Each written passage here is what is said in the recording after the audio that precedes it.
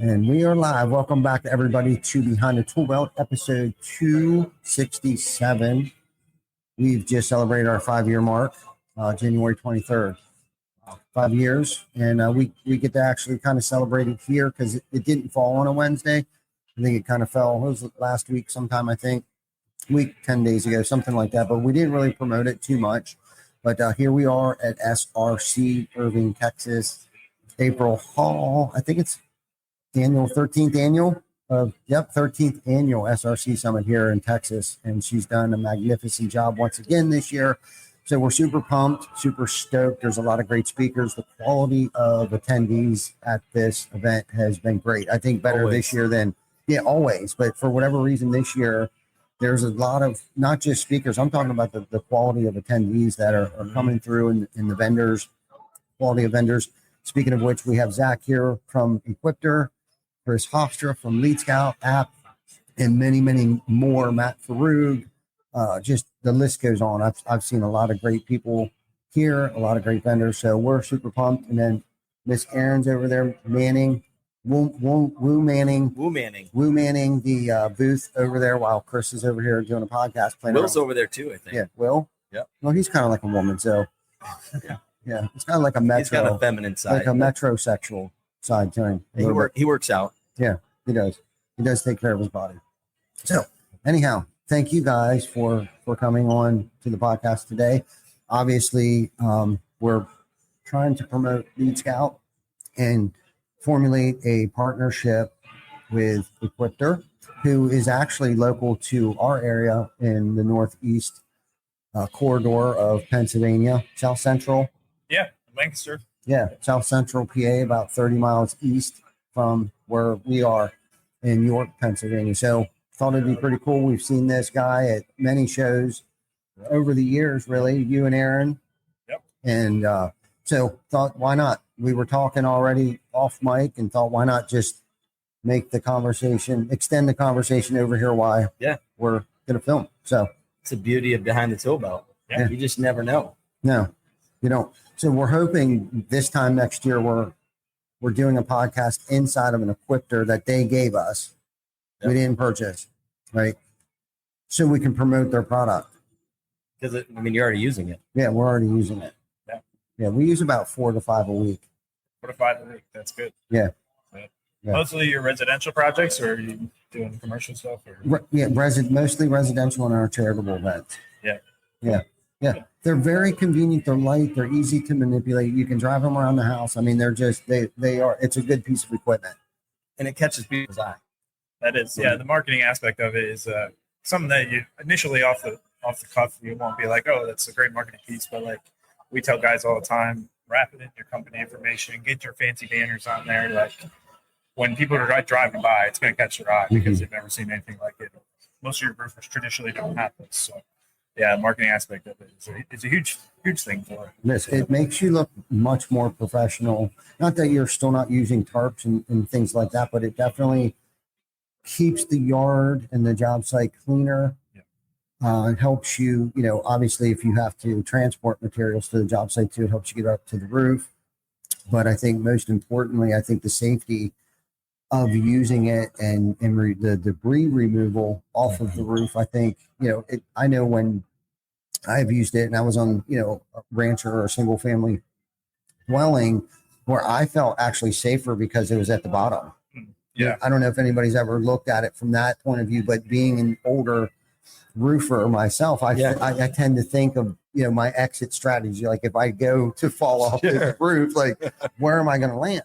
Right. And it's like when I know that that's below me, it's kind of like, oh, okay, well, I only have one story to fall until I fall into, a stack of shingles or something like that. But for safety purposes, for for my mind, knowing that, hey, I'm good to go. But anyhow, that's just how I think the older I get. Not that I roof every day, but we do Roofers in Recovery, National Roofers in Recovery Day every year. And typically we'll have an Equipter there. So we get everybody out there. Kim, like all the girls out of the office, like we're all up there tearing this roof off along with everybody else, the production side, the admin, the salespeople were up there. So we get the Equipter out there. And of course, I'm thinking if one of the girls happened to twist their ankle on a hose or something because Sure. they don't know that you can't step on, your safety line or your hose for your nail gun, or else your feet will come out from underneath you. That at least the equipter's down there. Equipter's there. Yeah, to catch them. Yeah, I'd love to hear more about like how the technology has evolved in the last 5 years, or how long has it been? Well, we've been around for 21 years. Oh, okay. So Aaron started it in 2004. He had his roofing company prior to that for about 20 years.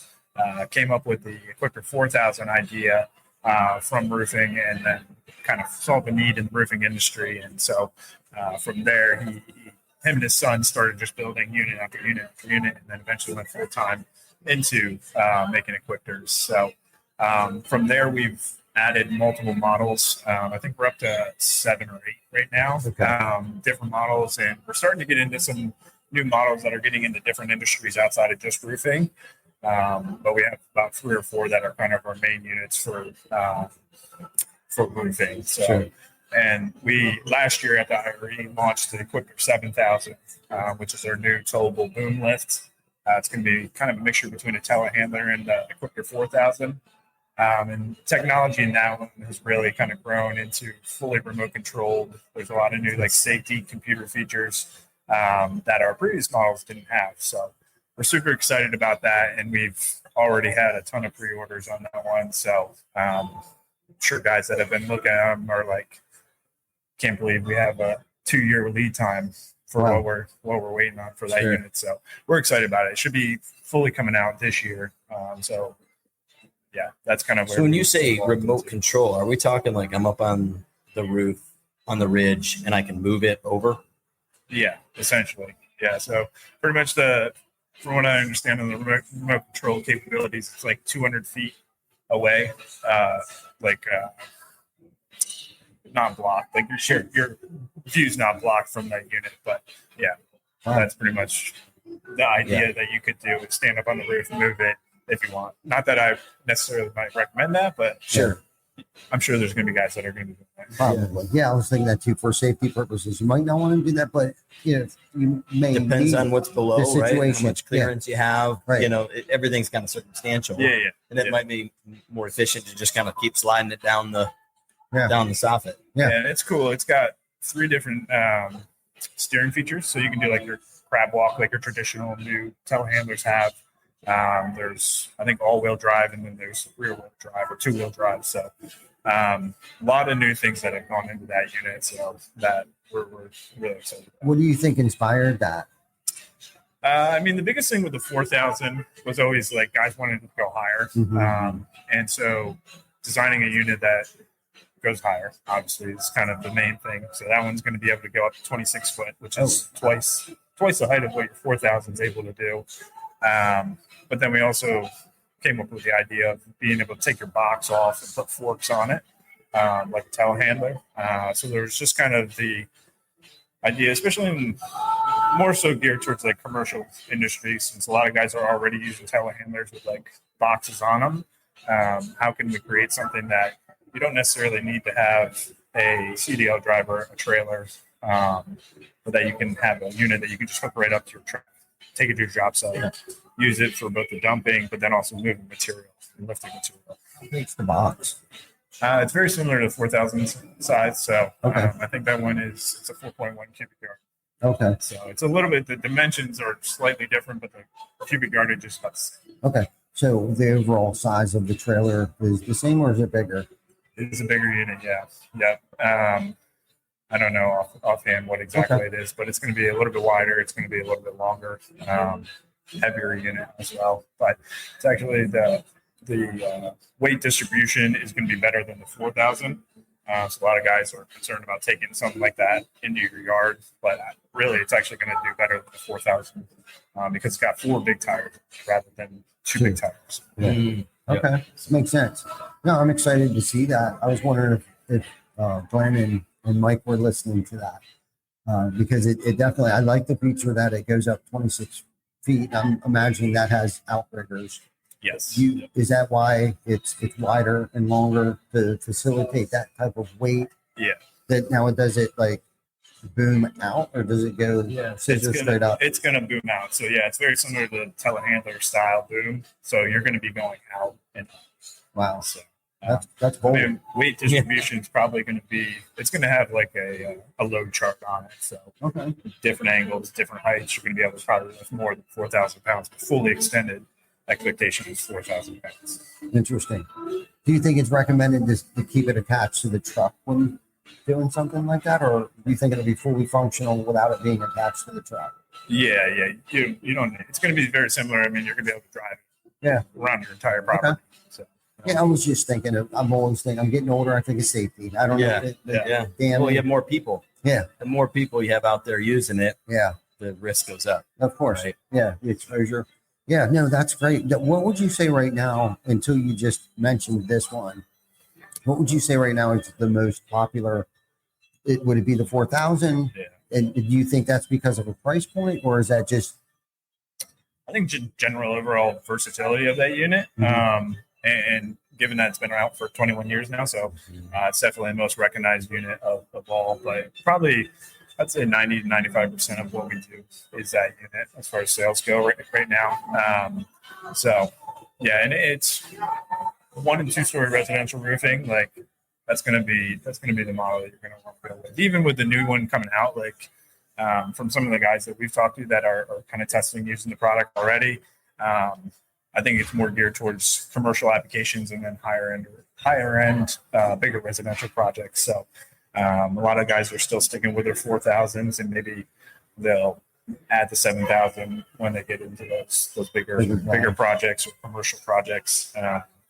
So how many guys or how often are guys getting the custom TC backer put on the side of the Equipter? And are you doing that, or are they kind of in charge of doing the wrap? We don't have that option. Yeah, so everything is going to be done by someone locally to them. Sure. But I would say majority. It depends on like if it's a subcontractor versus general contractor who purchases it. Usually, if it's a subcontractor, they're just keeping our Equipter stuff on because they're obviously not going to be branding their GC's jobs with their company information. But those general contractors are really, I would say, majority of the time, 75% or more are probably doing that. Yeah. So I know for me, when I sell a unit, that's my second follow-up email is talking to them about the marketing aspect and trying to get them to brand it, because I mean, it's going to help pay for that investment by having that, because you go into, like I said earlier, you go into neighborhoods, people are asking about it and people are looking at it. And if you can have a giant billboard on your project, like, it just seems like you made the investment in the unit itself. And, Ty, you talk so much about touches, it's just, you can't even really count how many potential touches, just like, your job signs and things like that. I was asking Dope Marketing, they're here, what they're doing and, what are they really seeing, have the most adoption and yard signs by far. Right. And you just have to, it's almost like it should be a standard. And I think maybe that's a little cliche now because I think everybody is doing that, but I think you also probably see a lot of jobs that still don't have yard signs, right? Yeah. It's just a missed opportunity. It really is. No, to captivate and stand out. The Equipter has definitely been one of those factors in being able to stand out, look more professional, keep the job more organized. And, the cool thing about it is too, so typically Mike and I, or actually Glenn and I were just talking about this morning, the old school traditional dump trailer, and you typically, unless you have a newer truck with a backup camera, you need 2 guys. So go pick up the dump trailer and take it to the dump. Well, you need at least somebody there to, no, go back up. Whoa, stop. No, pull forward again and get over, But with the Equipter, you literally just drive it over to your hitch and drop it right onto the hitch. It is like we rent them. So we do help, the cause, promote Lead Scout Equipter, but they are slick as shit. And why I've never just bit the bullet and bought one. I almost bought one from John, the guy that we rent them from, but I thought for an extra whatever XYZ, I would probably be able to buy one. But we've just invested in other things, and the timing hasn't been right. But I think I'm digging this 7,000. Mike, I don't know if you heard him talking about this new product that they're launching this year. You should talk to John. He has one for rent. Oh, really? Yeah. So if you want to try, connect with him. He has one. He's so. probably one of your best salespeople. You don't even have to pay him to be a salesperson. Yeah, he does all right. He likes to sell some used units He's a to our customers salesperson too. that buys the product every day. Yeah. No, we appreciate John. I bet. Yeah, no, it's great. No, I'm kind of excited to maybe we will bite the bullet on this 7,000 version of the Equipter. Especially if you're getting it for free. Yeah.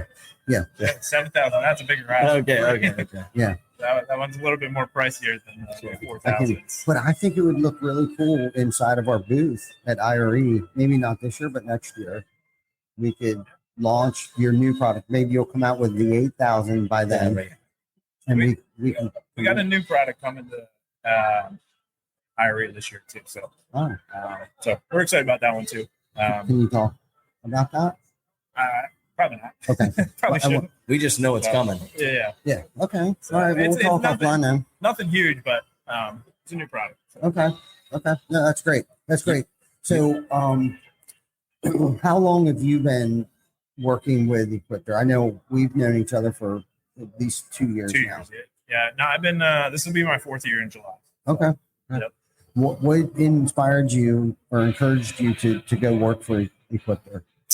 My wife wanted to be a stay-at-home mom, so I needed a job that was going to pay a little bit more than what I was doing. It is a sales job, so something that I kind of had to work for, but gave me a good opportunity. It was an awesome product to sell. I got it right from the beginning as far as like the value of it. So something that I felt confident in going out there and trying to get people to buy. Whereas other products, I don't know if I could say the same, but that was just something that I started out with and I grew into, and I've really enjoyed my time so far. Learning how to be a better salesman. It was my first sales job, so I'm glad they kind of took a leap of faith with me and gave me a shot. Yeah. Speaking of staying at home, the first time I met you, you had your wife and kids with you. My 1-year-old at the time, yeah. Okay. So she's turning 3 in about 2 weeks now. So Awesome. It's been a while since that ice storm, and I have another one that just turned 1 a couple weeks ago. So Yeah, that was Denton, Texas, right? Denton, Texas, yeah. SRC 2023. Yeah, that was a mess. Yeah. So it was a good time though. I mean, we really got to kind of be intentional with everybody and like the people that were there. Like, I don't know, just kind of, it was a cooler, I thought cooler it added atmosphere. a really cool element to the community aspect of SRC. Yeah, for sure. Yeah, and the venue was cool. The hotel was nice. So everything we needed was right there. The restaurant was good. There was restaurants within walking distance, and it was good. That was probably one of my favorite shows because of that quarantine that we had to experience. Yeah, a good version of that. Yeah, so but it was fun. It was a lot of fun. I always typically rent a 4-wheel drive, and we're from the north, so it was like we found a Buc-ee's at like 2 a.m. in the morning, so we were like the only people on the road, and I've never been to Buc-ee's, so that was a complete experience in itself. Was experiencing Buc-ee's during an ice storm, but like I was going to say thousands of people. There probably was thousands of people there. 2 a.m. in the morning, the only place open. Remotely, probably within a 50-mile radius of Denton, Texas. So everybody and their brother were at Buc-ee's, and man, they just sold everything, and like anything from cowboy hats to shoes to food to making their own beef jerky and stuff. So if you haven't ever experienced the Buc-ee's, I highly recommend at least once. We drove past it, the one that was close by there, and yeah, that was crazy. That was huge. Never seen anything like that. Yeah, it's fun. It's definitely that. Thank you, Gio. Okay, so let's change pace here a little bit, man. And this morning I woke up and I was thinking to myself, we went out to dinner last night, and it was cool to watch a group full of leaders sitting there, right? The who's who of TC Backer and the who's who of Lead Scout sitting there. Okay. And I strategically placed myself in the middle of the table so I could kind of camaraderie with everybody sitting there. I didn't want to sit down at the one end and not have a conversation with you or Will or Glenn or Mike. or Martine or Gio. And I thought to myself, what does leadership really mean to me today? Right. 10 years ago, something totally different. And I just thought it was really nice to watch you with your team. Okay. And the laughter and the leadership that you display, and Mike, who runs our complete southeast region of the country, Glenn, who runs the entire Mid-Atlantic, not quite 9 states, but a lot, five out of the 9 that we operate out of, and of course Vic sitting there, who's the man behind the scene and stuff. It just made my heart happy today, and thinking, what does leadership actually mean to me today? And somebody would ask me that question. I'm not going to answer it right now, but Chris, I think I want to hear your spin on where you're at in the season of your life. Like, what does leadership actually mean to you today? Yeah, that's a great question. I feel like Lead Scout, we've been around 5 years.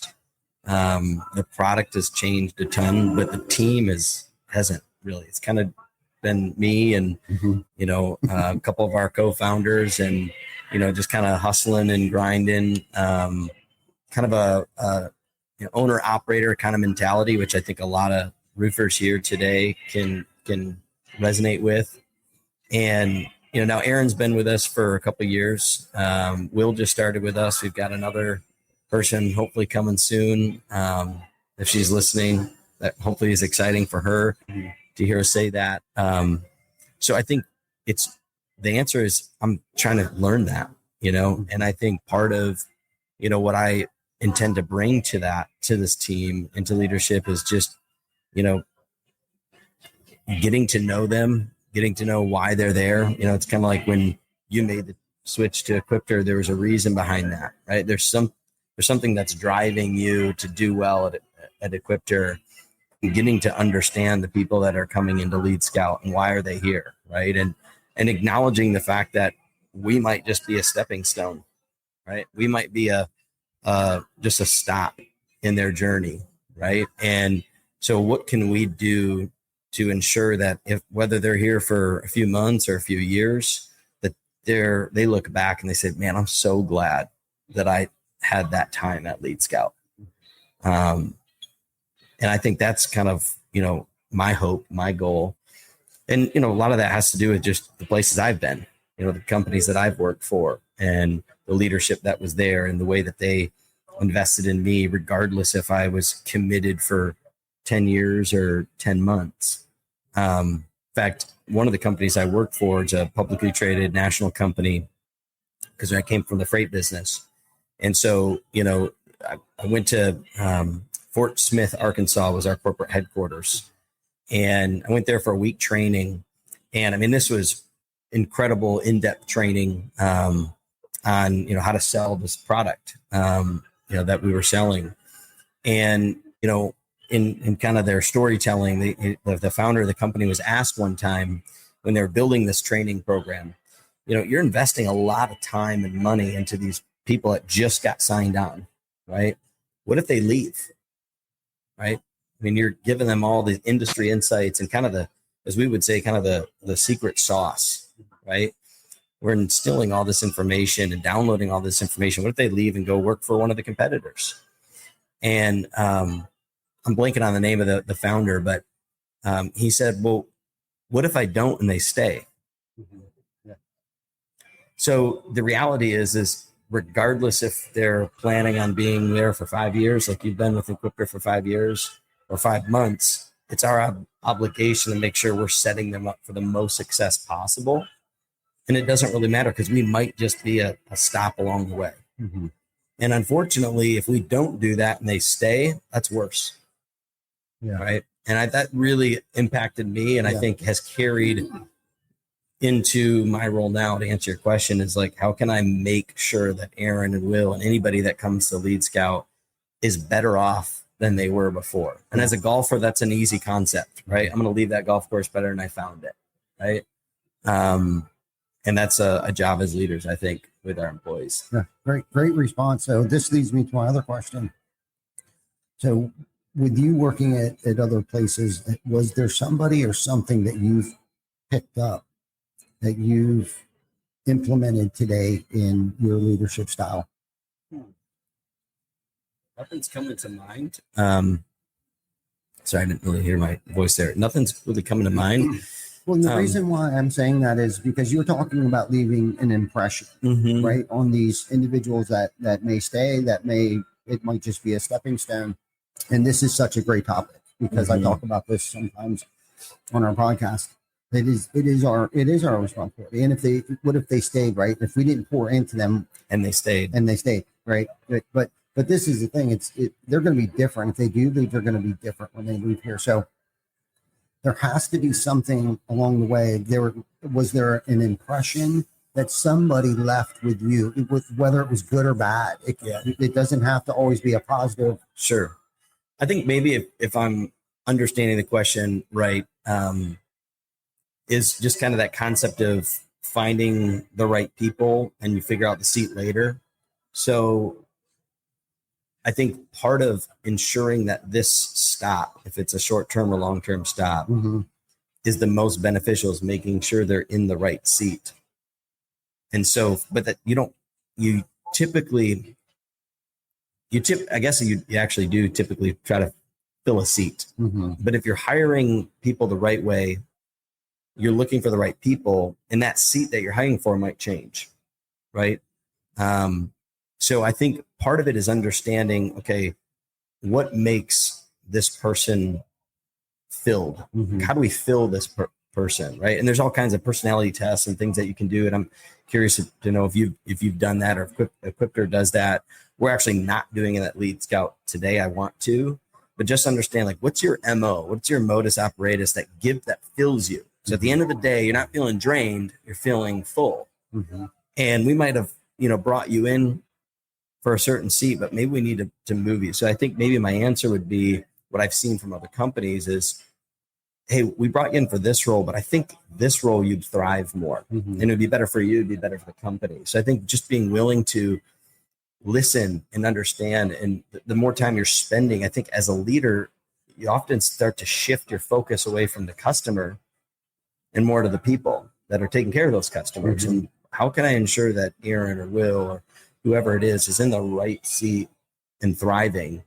And I have to be in tune with that, probably more than I was before, when I would know every roofer that signed up for Lead Scout, and I would know more about them, right? Because I didn't have anybody else care. I mean, myself and the customer. Yeah. So great response. That was a great response.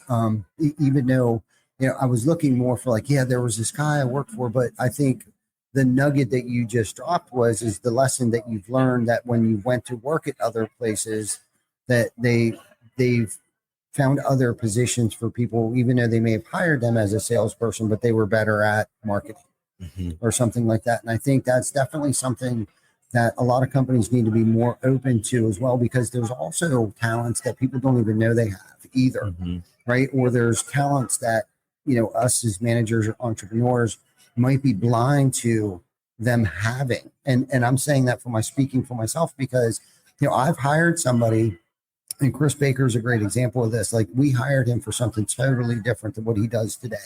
And literally, he's moved probably 5 positions since he's worked for us in the past 6-7 years he's been with us. I would say at least 4 of those positions he's created for himself, right? And being open-minded enough to allow that to happen and not say, no, I need you over here. You can't go over there. You can't grow. You can't expand. Right. You need to stay dumb right here. Literally, that's what you're saying to yourself. And I've been in that position. I've been narrow-minded myself and thought that way, like, no, you're more important over here, right? Out of fear of lack of sales, if I move this person out of a sales position or whatever the case might be, but to allow enough room for people to grow and flourish in is definitely a great mindset to have as a leader, right? Like and one of our key factors that we need to have too is identifying that earlier than, sooner than later, is finding people's talents and knowing their strengths and their weaknesses. Just because they have weaknesses doesn't mean that they don't have strengths. So it is our position, it is our job to put them in a position where they're going to grow and expand because they're stronger over here. It is our job to set them up for success and not failure. And I think if you can keep that open mind and allow them to have an open mind and an opinion and a thought and empower them and give them ownership in a project and create a task for them to manage that project. I call people PMs, like you're PMing this project. You know, and when you can do that for someone, like really, and then when they come to you and ask you questions, like, no, you decide. Yeah. And when you can say that and feel confident enough that, you know, in yourself, and really that's at the end of the day, it's about how confident I feel about myself. And I'm, you know, I'd like to get some input and Yeah, I'd love to hear insight from your experience of your career. Yeah. I know it's a little off, Yep. yeah, but this is typically the shit that we talk about on behind the tool belt, and hence where kind of the name behind the tool belt came from, like the good, the bad, and the ugly. And I know for a fact that you work for a great company. So why don't you give us a scenario where, like, wherever you were before compared to where it is now, and what you've learned from both? Great question. Yeah. I think previously I was at a company that did exporting to Bermuda. We had customers in Bermuda that we would export stuff to. And I think where Equipter differs is in like their intentionality with being a family and investing in their employees, as far as just, for instance, we have a fully stocked kitchen that breakfast, lunch, snacks, like pretty much everything, like they give us to it for free. And that's always something that they've done since Aaron had a roofing company. And something small like that, for me, just shows that, like, hey, like, we care about you. We're going to take care of you. And it costs them a heck of a lot of money that they don't have to spend on us, but they choose to spend on us because they treat us like family and they want us to feel like family. So that whole culture that they've created at Equipter, and then just even like spiritually and just caring about the person in general, they've gone out and they've brought in legal migrants from other countries that Aaron has met through his missionary organization that he kind of runs with, and he's given them jobs here in our company, and they're great employees, and he cares about them. He cares about their family, and he's very intentional in that aspect of it. So as far as like leadership, that's something unique that they've shown me in the company, and I've come to really appreciate. No, that's a great response. Now, let me ask you this: has there been something that you've been taught by their type of leadership that you've been able to implement into your own household? Like whether it was the spiritual aspect or you know, because you're a leader, whether you're a sales manager, you're the leader of your household. Yeah. Right. So we're all in this building, we're all leaders. Okay. Yes, whatever domain you're in. So was there something that you may do differently now in your household because of the impact that working at Equipter has had on you? Yeah. To your spiritual point, I think that has been a huge thing for me, and for leading my family in that aspect. It's not just where we're like, oh, I'm going to read my Bible right now. It's everyday things. It's everyday thoughts, everyday actions that you guys that I'm doing with my family. That not only do I need to trust in God, or do I need to put my faith in God, but looking to him for guidance, for wisdom, for leadership in that aspect. And for them, it's for Aaron, Dave, and Ray, for them, that's huge. It's like, whether we're going to be a $35 million company or we're going to be a $25 million company, like, God is in control, and we can trust in him and know that he's going to give us everything that we need. And like, he's going to provide the people to work here. He's going to provide the sales. He's going to provide the leads generated. Like, they fully trust in God no matter what.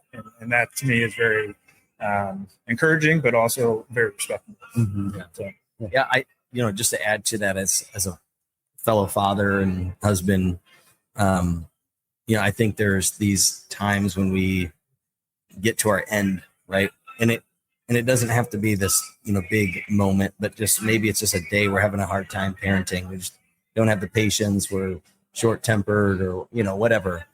And, I think, I'm blessed to have a wife that cares about me in a spiritual sense. So when I'm having a bad day, for whatever reason, a lot of times her first question is, have you prayed about it? And, Ty, you always say, I'm not a Bible thumper, but I get on my knees all the time, and it's kind of the same thing. And where does our help come from? Where does our support come from? Because we all as humans, whether you have a faith in God or not, you get to the end of yourself and there's nothing else there. Right. And I mean, if we're going to get spiritual about it, I think there's a rhetoric, there's a message out there that says you just have to dig deeper in yourself or something. But unfortunately, you're not going to find that help. And you're just going to keep digging. It's a bottomless hole until you find where the real help comes from. And I think so, to your point, when you see a company that seeks the real helper, then when you're in those moments at home or with a customer or with people that you're working with or managing, and you realize that whatever it is that you thought you had, you're failing at, and it might just be that day or that moment, having an example of like, where can I get help? And it could be in a fellow employee, it could be a friend. I think God shows up through those scenarios as well. Sometimes it's just getting on your knees and saying, Lord, I need help. Like I was, pardon my French, I shit the bed with how I handled that situation with my daughter and my son. I let my own pride or I let my own issues from the day get in the way. And I didn't have the mercy or the patience that I should have had that you have with me, Lord. And so I need your help. So I think, Ty, you exhibit that in your leadership with your company. You talk about it all the time on the show and behind the show about where you seek help. So you can be that help to those that are at TC Backer. And so I think it's a great topic. And I don't think a lot of people want to come out of the closet and talk about it, especially live on YouTube and Facebook right now. But, it's a great, and it's where I seek my wisdom and it's where I seek my strength to carry out whatever mission that I put us in sometimes, or, that's, I like how you touched on, he puts people in your life, and most likely that's where I get the message that I'm seeking, is through another individual. Not that I don't get thoughts, right? Nobody speaks to me, but I'll get thoughts when I seek for the answer, for clarity and vision for the company, the direction, dealing with situations and stuff like that. Yes, I have people that counsel, but they're my trusted advisors, and they have the same beliefs and faith and systems put in place as I do. And I'm not perfect by no means. And just to circle back on a thought that you were talking about your daughter, and it's like that seems to be where I fail the most, is with my own immediate family. Like I have more patience and tolerance for coworkers, people outside of my household. I tend to practice these principles better, with a homeowner, or different situations and stuff like that. And at home is where that's where for me it needs to start, where I really need to shine like a diamond. And, when I started this conversation with you guys with my morning thoughts, you know what I mean? I have my morning thoughts, right? I do. I got a couple books that I read in the morning, and, I was thinking what leadership means to me. And this, I'm going to touch on some entrepreneurial stuff. And,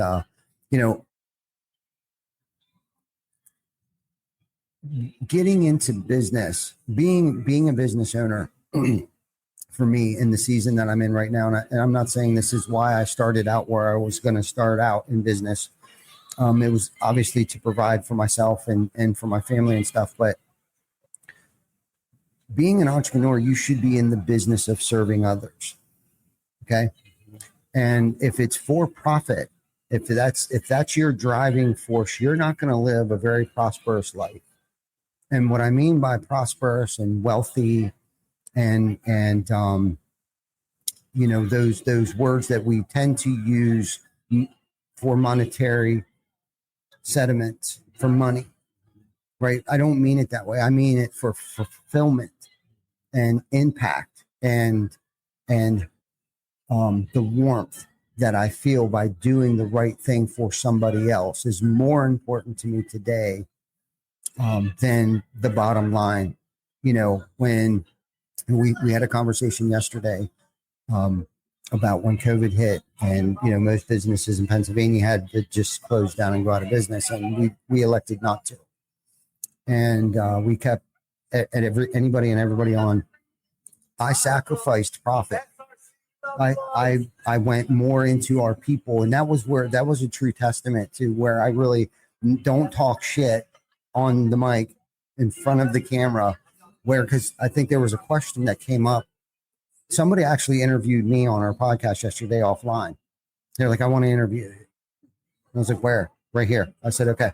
So we started, I was getting pretty deep with some of his questions. And I thought, that's where the rubber met the road for me. And there's been many times, because the questions he was asking me, there wasn't just one time where I've not intentionally tried to show, but just the type of person, I guess, that I am, right, wrong, or indifferent. And it might make me a horrible business person at the end of the day. Who knows? But I know the fulfillment that I feel from the impact that I have. And sitting at that dinner table last night, and the impact that we're having on each other, all of us. We couldn't do any of this without each other, first and foremost.